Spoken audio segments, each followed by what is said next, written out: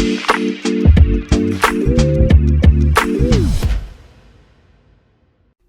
right, we're back here on the Chase Owens podcast, taping this on a Wednesday evening. First timer.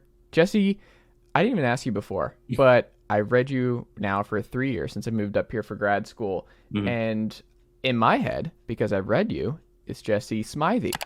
But I've never actually heard your name said out loud. No, it's Smithey. Smithey is how I always tell people on the phone, just Smith with an EY on the end. But man, it's been mispronounced and misspelled my whole life, so I don't take offense to it. I never really have. It's just kind of one of those things that you bear when you have a different last name, so it's all good, man. Do you know what it is?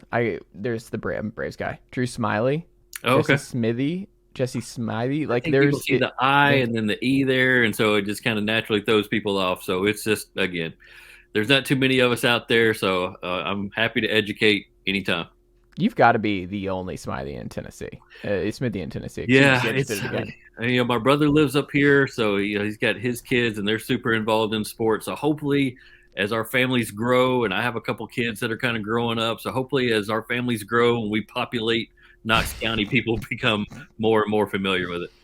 How does that work, covering high school football and high school sports in general with kids? Are you going to change it all with if your kids get into sports and they grow up? Or would you cover your kids? No, I think I always try to follow the newspaper route. I came through journalism up through the newspaper realm, and so at that point you kind of recuse yourself from certain events or certain games if your son or your daughter is involved. So I think if I ever get to that point, my son right now is just 9 years old, about to turn 10 this fall. So I still have some time. It's not that far off, though. Yeah, not that far. Still some time, maybe 3 or 4 years to kind of figure that plan out. But my daughter is going to be in high school this year, and so we'll kind of get a test run of it there, figure out what I can cover, what I can't cover. But I always try to treat everybody fairly and balanced reporting. Again, just kind of old school newspaper journalism. And if there's a conflict of interest, I'll kind of step aside. Yeah. Well, that's cool. That's interesting. That's something I think about because I go and like Tennessee for me. I mean, I'm a grad and fan, but also just I think with high school, one of the things I love about covering high school, especially moving up here to East Tennessee, like I'm from Parkview originally, Stone Mountain, Lilburn, where Jeff Francoeur went, and like I grew up watching high school powerhouse football, where Parkview won state 3 years in a row when I'm in like elementary school into middle school, and you get conditioned when I'm just obsessed taking notes, and like they go, I think they won 56 games in a row, I want to say, before they finally lost. It was something crazy like that, and you just kind of get the bug when you're in the South and you grow up watching a bunch of high school football, going to high school football games, and it just matters so much more down here. And people are always blown away if they are from Missouri, you're from Nebraska, California, wherever. It's just not the same. And I think I was so curious when I moved up here, like how East Tennessee would approach high school football, because I still covered and watched it so much back in Georgia, and like Class 7A is just an absolute animal in its own right.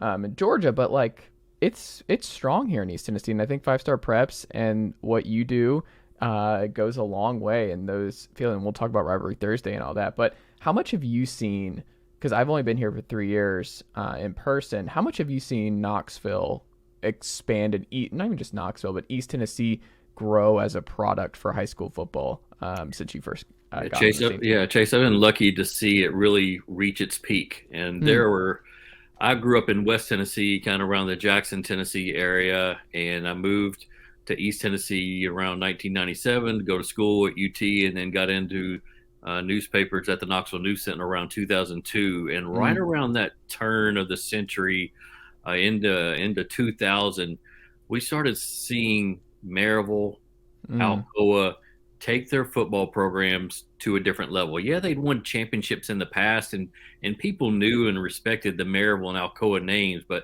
they weren't winning year after year after year after year like what happened between those two Blount County programs from about 2000. Well, Alcoa is still going, but Maryville's going to slow down a little bit. But there for a while, it was just you could just go ahead and Sharpie them in as state champions every year. From about 2002 was when Alcoa really started to kind of find its stride. Maryville found it in 2000, and they just really haven't slowed down. So as their programs ascended and reached a new level, those around them had to pick up their game and push themselves to a different level just to be able to compete. And so we've seen the Webb School of Knoxville's of the world, the Catholics of the world, Fulton's become have really strong, I guess, 4 to 6 year runs, and maybe take a cycle down and then peak back up. So it's really grown in Knox County and the surrounding counties over the last 2.5 decades as I've been able to come into journalism and cover it. So like I said, I've been really blessed to see it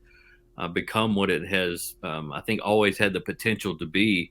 And there's many reasons for that if you want to get into that or not. But it's been fun to watch East Tennessee become, if not the most respected area of the state when it comes to high school football. Yeah, I feel like you have the powerhouses still in West and Central, and you would know this more than me. And then I just feel like East Tennessee is the deepest out of the 3 regions, right? Yeah, I mean, I mean, again, Fulton's kind of on a downtick right now, but for a good 2 decades, they were always in the mix. Greenville's right there, Elizabethton's right there. Of course, like we talked about Alcoa and Maryville, but there have been various 5A programs, whether it's been Powell or Central or West High School, that have taken turns winning state championships. And the thing that we're missing right now are those Class 1A and Class 2A teams being able to grow their programs and sustain their programs to a point where they can compete for state championships. Greenback has gotten there a couple times, and they've won one and every now and then. But for the most part, 1A and 2A currently are the classifications in East Tennessee that are kind of trying to catch up with the rest of the state. Would you change anything about the classifications if you were in charge? Like you may look. Jesse Smithey is the new TSS or T. Y'all say TSS. TSSAA, yeah. Yeah, they say it so fast, and I'm like, I'm not there yet. If you were the new czar of it, how would you change the classifications? Yeah, I think we can all agree that 9 classifications in Tennessee is too much. Is it great that some of these teams are winning state championships for the first time ever because things are kind of got stretched out and there's more opportunity for them to slide in to a semifinals or a state final?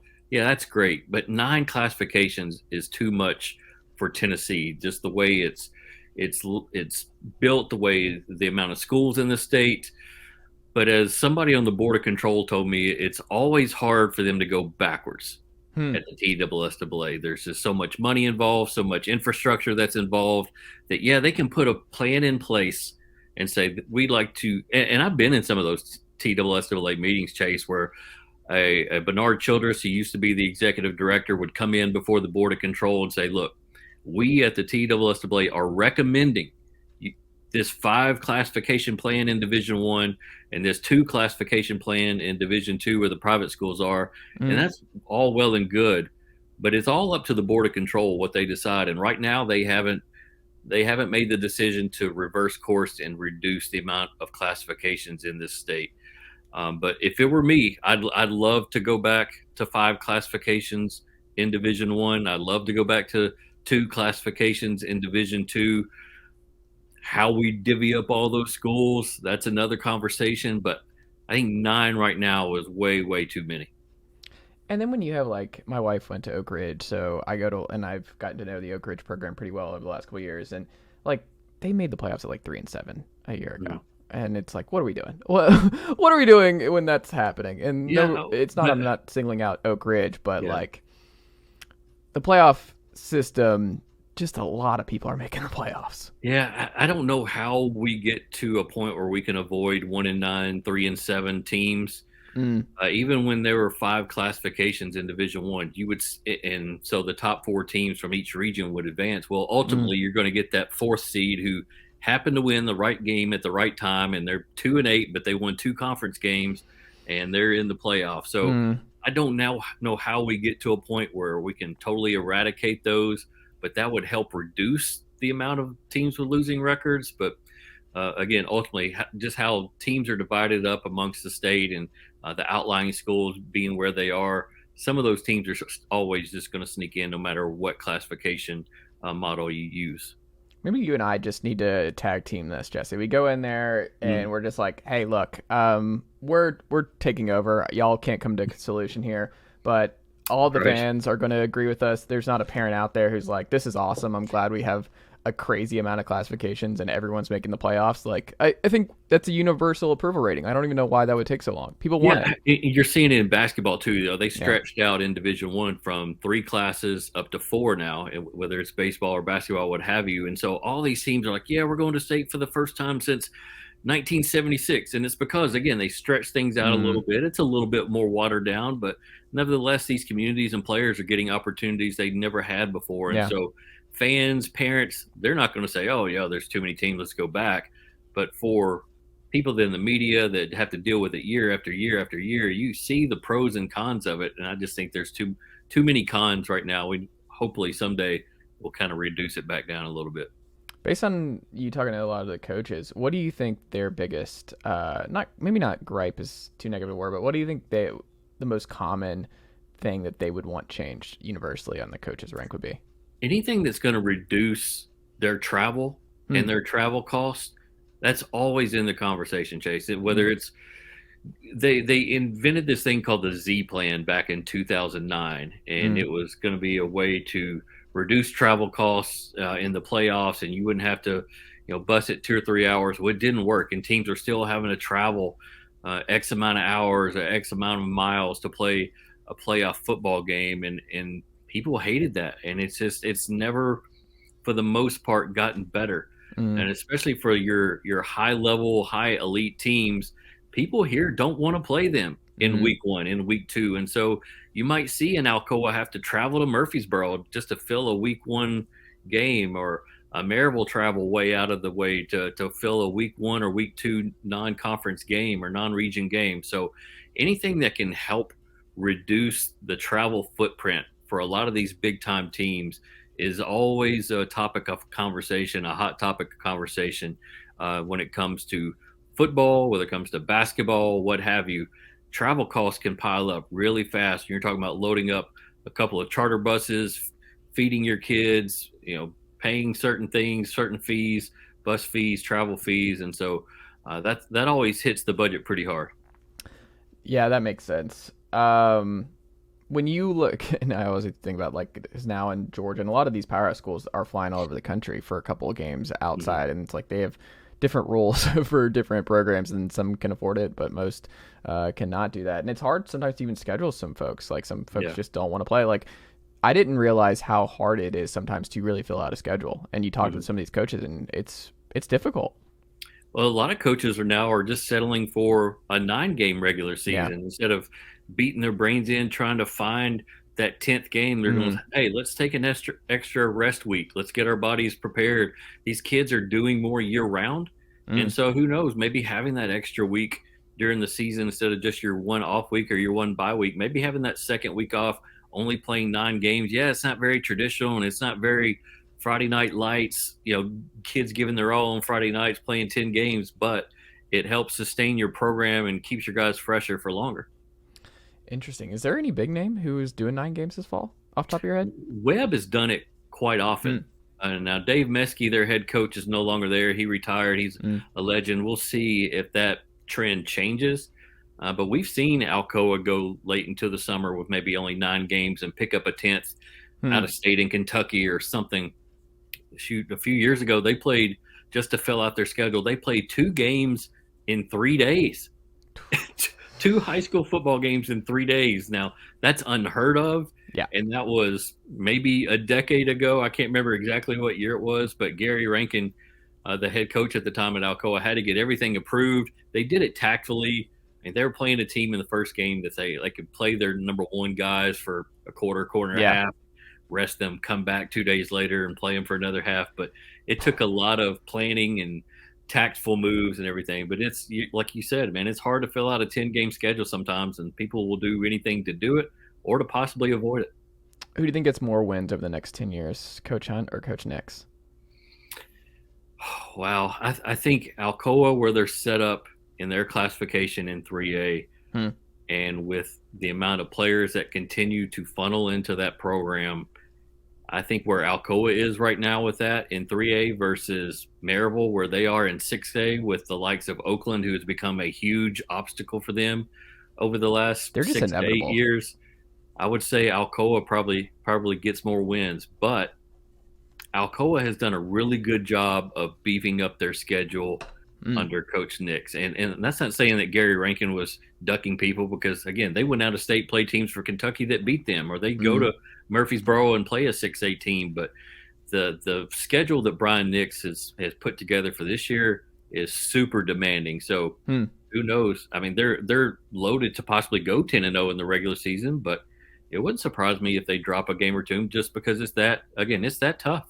Yeah, both super likable dudes. I like them both a Yeah. lot. I've had them both in the program, and yeah, I'm very interested to see because Maryville looked like they were rolling. I mean, I think they had rivalry Thursday last year against Powell and really beat Powell's brains in. They're just slow and prodding. Like they play a very different style, and then they get banged up, and their season kind of got away from them. But it's hard to get a read on what Maryville would have been if they were healthy all year long. Yeah, and that was a that was a tough year for Maryville last year, and I think they Mm, extracted everything out of that football team that they could yeah. get. At the end of the day, whether their running back got hurt or not, I still think that was a team that was put together to possibly make it to the semifinals, but Mm, probably weren't good enough to beat Oakland. And so, yeah, they lost 3 games in the regular season for the first time since it might have been 2000, if I remember correctly. mm. But at the end of the day, those coaches got everything they were supposed to out of that team, even with the obstacles thrown in their way with injuries and what have you. I agree. I think they're in good hands. I think they're gonna be fine. It's just winning matters at Maryville. You Yeah. know this. Like it's a different kind of beast over there. Hmm. When you look at what West did last year, because they were, I mean, just I highly encourage folks to go check out the documentary that you've put Hmm. together. The series, 4 parts total, correct? Just 3 parts. Or We three might throw parts? a fourth part out there with some blooper reels and extra Okay, yeah, yeah. footage and stuff. But right now, just a 3-part documentary on YouTube. And it's great. I love the final chapter, and I've had Coach Lamar Brown on, and Mhm. he's a super nice guy, Yeah. just a super easy guy to root for. Hmm. But I would imagine, like for me, when it was kind of surprising that this was the first for West, and that this was such a big deal for them, and you see what it meant for this and this program and their rise, and it felt like all year long. I don't think it ever felt when I was talking to other coaches or just like previewing, looking around, that like West was a favorite to win the title, and they just kept hanging around and they just kept hanging around, and then it was like, oh, they're just gonna do this thing. They're actually just gonna go ahead and finish. Is that how you felt going in the year and how the year progressed? We felt like there was potential. We Yeah. knew their defense was going to be otherworldly. Like you could go out to their scrimmages and just see the guys. Look, it's not Mm, hard to see college players on a high school field. And you look at that guy and you go, yep, he's going to play on Saturdays. That guy's going to play on Saturday. So you saw the defensive ability of West High School, even dating back to 2021. They mm, just didn't have that confidence, that push on offense that they needed in 2021 to overcome Powell. And of mm, course, Powell goes on to win a 5A championship in 2021. Yes, they lose Walter Nolan, the defensive lineman who ended up signing with Texas A&M, but they bring back their quarterback who's a Mr. Football finalist. They bring back 2 or 3 wide receivers that are getting college offers left and right. And you see the running backs that they have and go, mm, okay, well, if this is Powell's title to lose, if there's a team that could possibly beat them, it's West, just because number mm, one, defense. And as you mentioned, they just started kind of hanging around the season in 2022, winning some games and doing it in impressive fashion. And you see their running game with Braden Latham just mm, become just really difficult to stop, and that offensive line gelling together. And it was just one of those stories of team chemistry and mm, unity and guys believing in each other, and it's all comes across in that documentary just how fun those guys are to be around. There's no prima donnas, there's no team cancers, and to see a team like that kind of exercise its demons and win it all, it's a really emotional tale that you get to see there on YouTube. So it's their first ever undefeated season. They'd won a state championship before yeah. back in 2014, but for this group, Maybe on, yeah. the label was okay. Are we going to be able to get there with this team? And they Mm. proved their doubters wrong. Yeah, and I think my question too is like when you look at going forward, because like you said, they were kind of close, and you're like they could, if everything comes together based on what they did in 2021, the defense is going to be there, the offense putting it together. Is this now a sustainable juggernaut in their classification? Do you think West has the people, has the resources, have the talent pipeline? Do you think this is sustainable? Not like championship or bust every year, Hmm. but should they be in that? Like this should be more of the norm, and being in those final four, final eight, most years. Right. This goes all the way back to the Scott Cummings years. They Yeah. built that program from the youth system down. So, yeah, people are, and even me included, there's going to be some question marks. They lose their Mm, quarterback. They lose Braden Latham. They lose his twin brother, Caden Latham. They lose Jaquarius Wren. There's so many key components and superstar players from that championship year that people are going to say, oh, what's this team going to be? But if you look at the course of that program over the last 10 years, you see where the trend is going. mm, And I think Lamar Brown is always going to be a defensive first guy. So they have some big time players coming back on defense. So that defense will carry them. I think you'll see West at a minimum in the third round of the 5A playoffs yet again this year. And then how far they can possibly go is going to be dependent on how quickly their quarterback race is decided and mm. how some of these new guys play over the first 3 or 4 weeks of the season. Do you see Bearden catching him anytime soon? Bearden's in a different classification. They're in 6A. Well, no, I'm just saying, like in terms of like like their rise and Yeah. just arrival, like this in that area. Do you think Coach Jones is going to be able Yeah, to get Bearden to that I point? think so. I mean, you're seeing him. You saw that Bearden team exceed expectations last Mm, year, nearly winning a region championship, and then making it a couple rounds in the 6A playoffs. He did that with a lot of young kids last year, and a mm, lot of those young kids look bigger and stronger and faster this preseason. And they've had a big time running back from Purdue transfer into yeah. Knoxville. He transferred back in January, and Jaheim Merriweather. I got a chance to see him a little bit in the preseason, and that's a guy that's just going to wear people down over 4 quarters. Just the way he's built, his frame. He's like a baby Derrick Henry. He's not even close to the amount of poundage that Derrick Henry has, but the style is the same. That north and south strong, lower body strength is just going to pound people, and Josh Jones knows what to do with that. What year is he? Is he a junior or senior? He'll be a senior this year, so he Okay. comes over from Gallatin over in Middle Tennessee, and looking to finish off his prep career with a bang. And I definitely think that. I mean, they have him, and they have a couple other guys that can bounce it out on the outside. So a nice blend of talent in Bearden. So yeah, I definitely think Bearden is getting to that point where you're going to see them second, third, fourth round or beyond many times. Last thing on Wes, what was the coolest part about filming the series, and what coolest nugget that when you're even putting the videos together and getting it ready, like what did you find that you're probably gonna look at? You're like that was a cool little thing. No, I can't take credit for the series. There's a guy named Sam Scott who Mm, used to work for VFL Films. He and I sat down at a local establishment, Dead End Barbecue, that very happens good. to be right across the street from West High School, about a year ago, and we said let's take a look at some of these teams who we think may win a state title. Hmm. And we both agreed that West could be one of those special stories. He has a brother who coaches at West, so that kind of gave him an in into the locker Mm, room. I've known Lamar Brown for a while, and so Sam has done a number of projects for us. They're all just unbelievable quality. And mm, so he and I brainstorm, we talk, and I can just send him out. So he'd probably be better apt to answer that question more than anything. mm, But to me, when he sends me those rough cuts and I get to watch them and edit them a little bit or make some suggestions, it's just the chemistry and the bond on that mm. team. And I've been around it just from a reporter's perspective and talking with guys after games or being on the sidelines. And it's just that Hollywood fairy tale type of bonding that you have between kids of all nationalities, all races, all education levels, all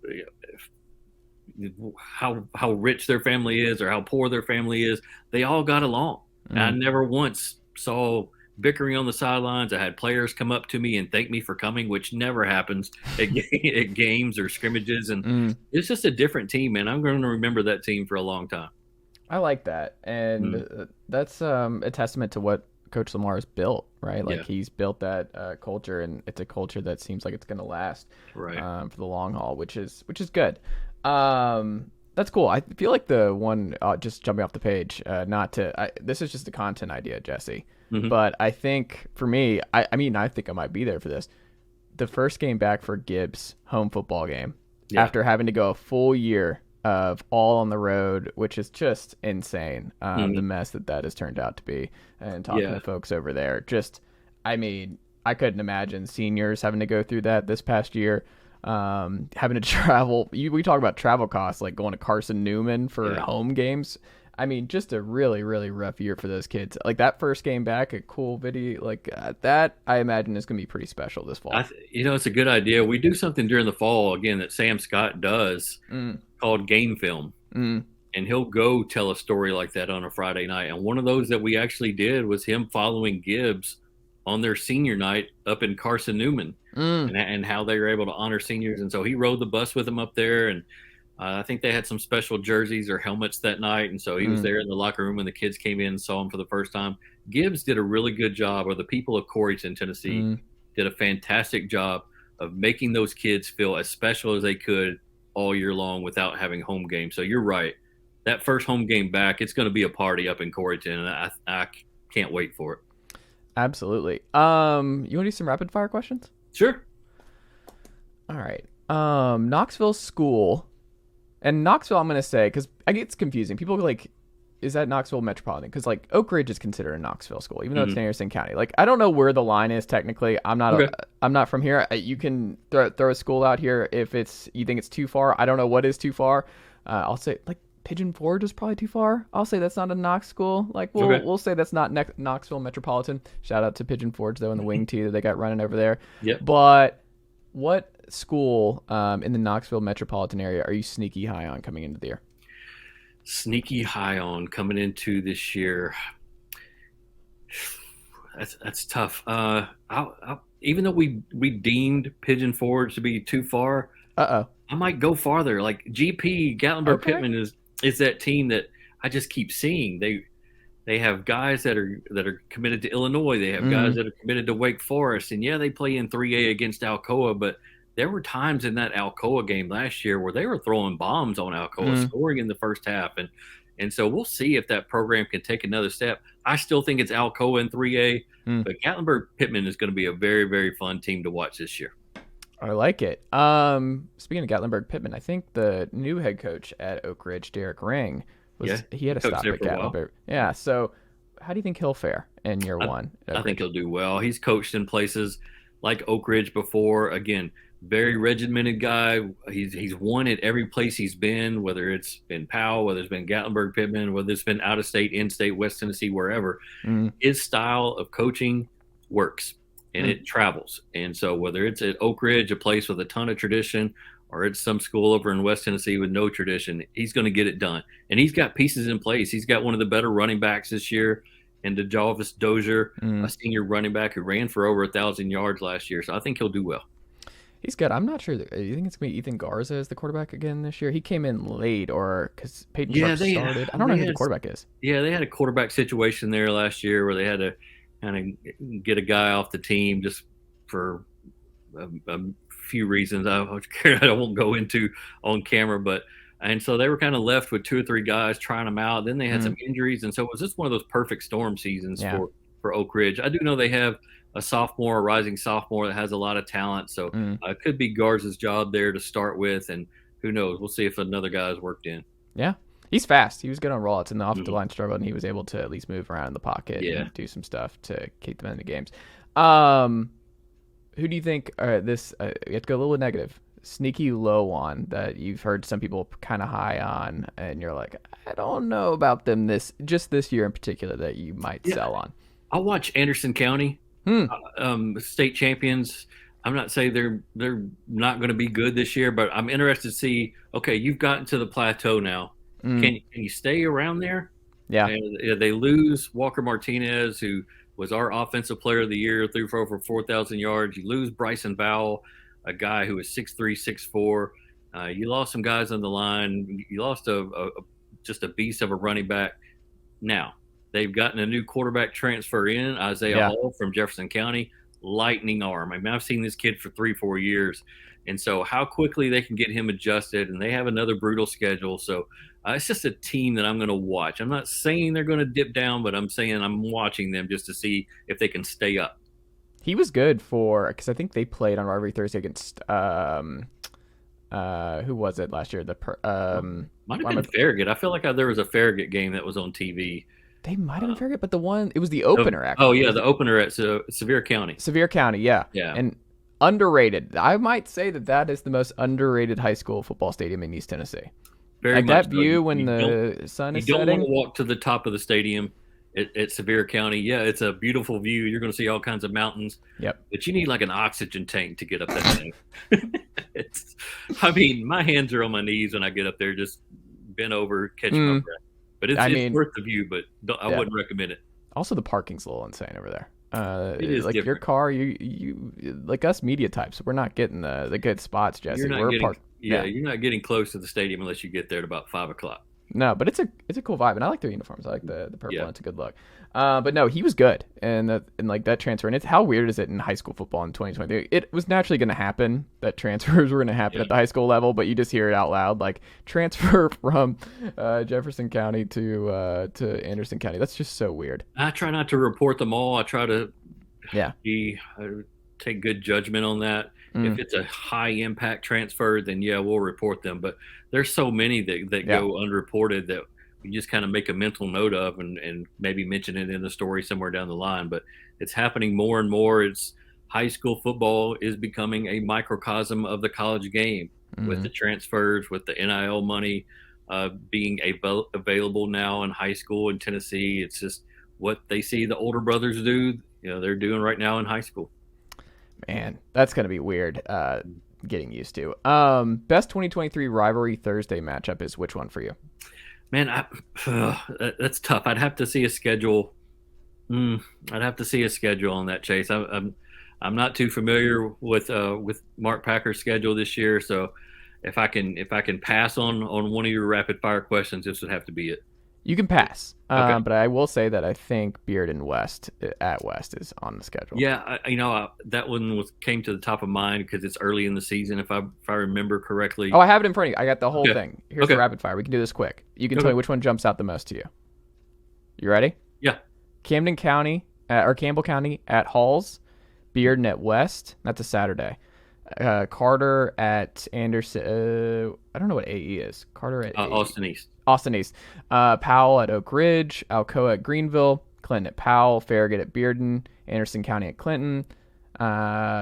Morristown West at Sevier County. Jefferson County at Farragut. Central at Heritage.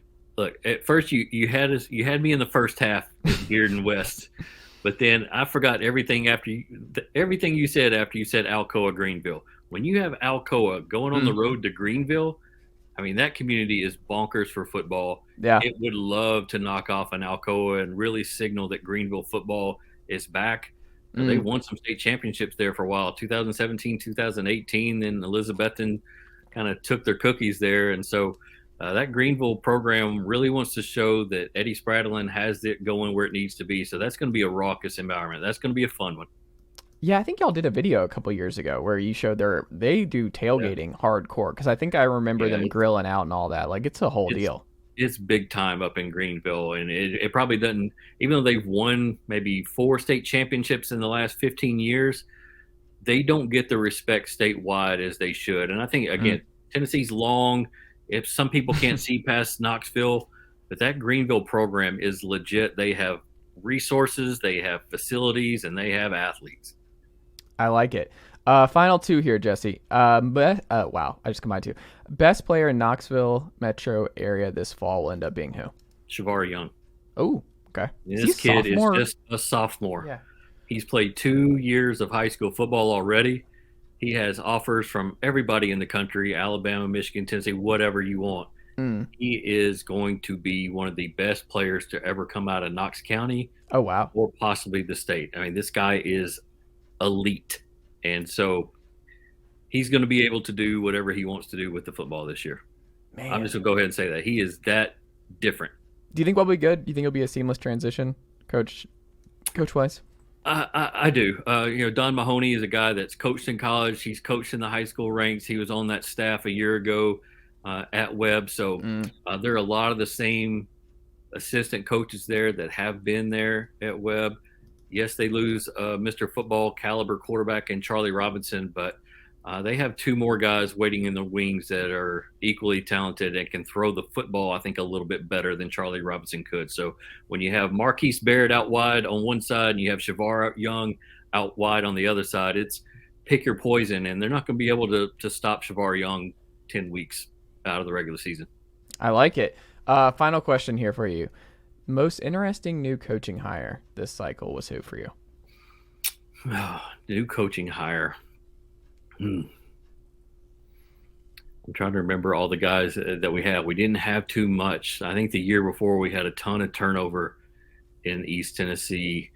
I guess I'm going to go to somebody we've already talked about in Derek Rain, just because of the Oak Ridge brand and then his ability to win. Again, everywhere he's been.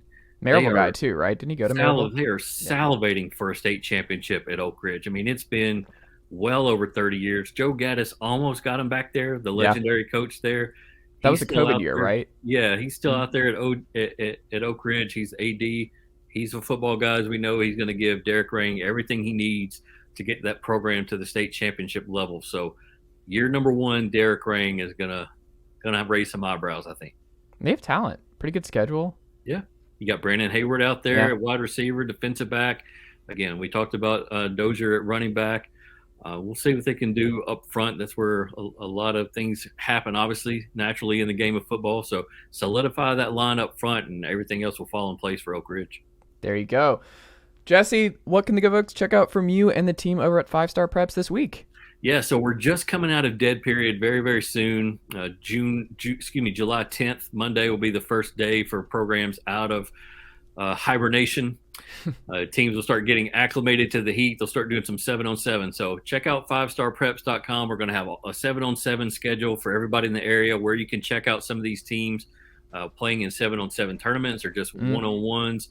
And then late in the summer around July, we'll start doing scrimmages. And so we'll have schedules for that. We'll be doing previews for football all summer long on the website. So check that out, sign up for a membership and get going.